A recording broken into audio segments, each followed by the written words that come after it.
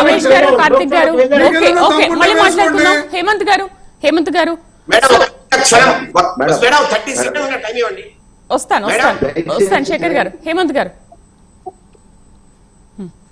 గారు సూపర్ 6 మధ్యలో ఇంటరప్ట్ చేయొద్దండి, ఎందుకంటే సబ్జెక్ట్.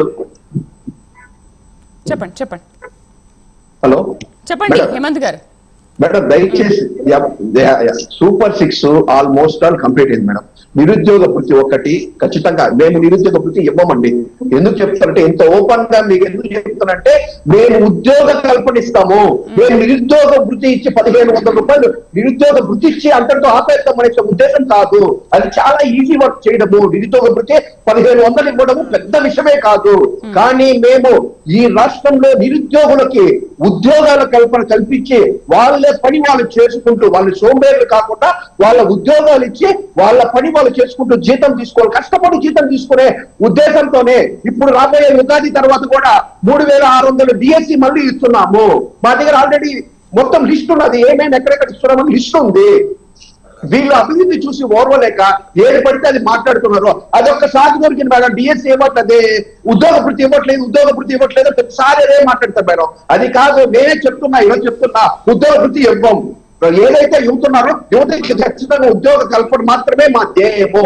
కంపెనీలు వస్తున్నాయి. ఈ రోజు ఒక చిన్న ఏదన్నా ఒక బిజినెస్ పెట్టాలంటే ముందు ఇన్వెస్ట్ చేయాలి మేడం. ఇన్వెస్ట్ చేసి దాని సెటప్ అన్ని చేసిన తర్వాతనే ఎప్పుడు ఆదాయం వస్తుంది. అంటే బిజినెస్ రన్నింగ్ లో పోనే ఆదాయం వస్తుంది. అంతేగాని పెట్టుబడి పెట్టగానే ఓన్ కోట్ల ఆదాయం వచ్చేవి. అది ఆలోచించి మాట్లాడాలా. ఈ రోజు మొత్తం స్ట్రక్చర్ రెడీ అవుతున్నది. ఎవరెవరికి ఏమేమి చేయాలి ఏమనే విషయం మీద స్ట్రక్చర్ రెడీ అవుతున్నది. ఆల్రెడీ వైజాగ్ లో కూడా కంపెనీలు వచ్చాయి. మీరు చెప్తారు కదా మేడం, ఇన్ని కోట్ల ఇందాక మనం ఏదంతా అవుతుంది మేడం. నాకు షర్మిలా గారు చెప్పింది ఇవంతా కూడా మేడం. ఓన్లీ మన రమేష్ గారు, కారుమంచి రమేష్ గారు ఒకే మాట అన్నారు, జగన్ గారి ప్రభుత్వ దీంట్లో 3,30,000 కోట్లు మాత్రమే అప్పు చేశారు అని చెప్పారు మేడం. అప్పు చేశారు, ఎక్కడ అభివృద్ధి చేశారు అని చూపించామండి మేడం. గతంలో ఎన్నో కంపెనీలు ఈ రాష్ట్రాన్ని వదిలి పారిపోయిన సంగతులు చాలా వరకు ఉన్నాయి. నేను ఎన్నో సార్లు మన టీవీ డిబేట్ లోనే చెప్పాను చాలా సార్లు. ఈ రాష్ట్రం నుంచి ఎన్నో కంపెనీలు వెళ్ళిపోయాయి. వీళ్ళు చేసిన అప్పు ఎవరికి ఇచ్చారు? తెచ్చిన అప్పులంతా ఎక్కడ తెచ్చారు? తాకట్టు ఏదైతే ప్రజా ఆఫీసులు ఉన్నాయో వైజాగ్ లో కూడా ప్రభుత్వానికి సంబంధించిన ఆస్తుల్ని తాకట్టు పెట్టి అప్పులు తెచ్చిన డబ్బుల్ని ఎక్కడ పెట్టారు? ఇవన్నీ అభివృద్ధి కనబడాలి మేడం. ఈ రోజు ప్రజలను అడగండి, లేదంటే ఎవరినన్నా అడగండి, ఆయన మనస్సాక్షిని అడగమని చెప్పండి మేడం. రమేష్ గారు ఇంకేదో డిబేట్ లో మాట్లాడాలి కదా, వాళ్ళ మీద దుమ్మెత్తిపోయాలా అనేసి వాళ్ళకు వచ్చిన ఇన్స్ట్రక్షన్స్ ప్రకారం మాట్లాడుతున్నారు తప్పితే నిజానిగా చెప్పాలంటే ఈ రోజు రాష్ట్రం ఎంతో డెవలప్మెంట్ లో ఉంది. కంటికి కనపడుతుంది బాగా.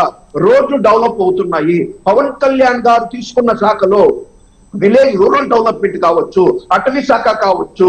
గతంలో అటవీ శాఖ నుంచి ఎన్ని లోట్లు చెక్కలు పక్క రాష్ట్రాలకు పారిపోతున్నాయో చాలా వరకు అందరికీ తెలుసు.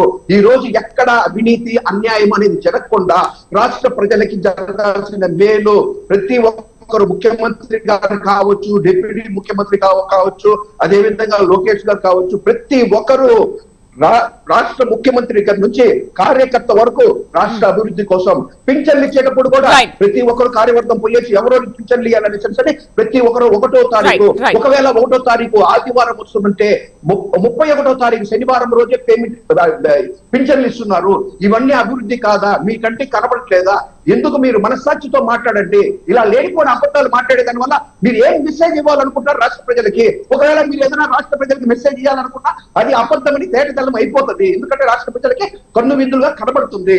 మీరు ఊరికే ఎందుకు అనవసరమైన మాటలు మాట్లాడి జగన్మోహన్ రెడ్డి గారికి ప్రత్యేకంగా దండం పెట్టి అడుగుతున్నా, అయ్యా అసెంబ్లీకి రండి, రాష్ట్ర ప్రజల మీద చర్చించండి, ఏ సమస్యల మీద చర్చించండి.